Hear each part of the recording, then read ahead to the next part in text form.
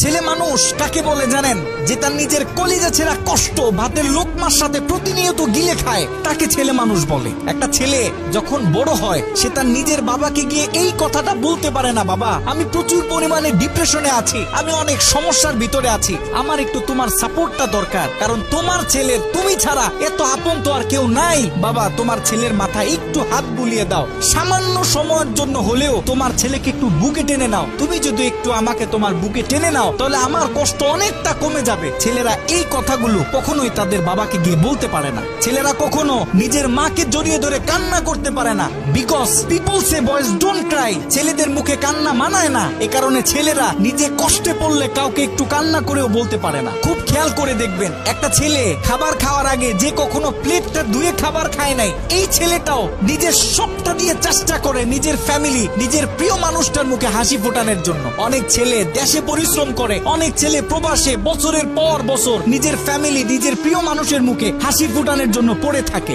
দিন শেষে ছেলেদের মুখে হাসি ফোটানোর মতো কাউকে পাওয়া যায় না। আমি মনে করি boys are the best actor in the world. এই পৃথিবীতে ছেলেরা হচ্ছে সব থেকে বড় অভিনেতা, কারণ ছেলেরা নিজেদের বুকে হাজারো লক্ষ কষ্ট পুঁতে রেখেও মুখে হাসি নিয়ে চলে, কারণ সে জানে আজকে আমি যদি ভেঙে পড়ি তাহলে আমার পুরো ফ্যামিলিটা অস্তিত্বহীন হয়ে যাবে।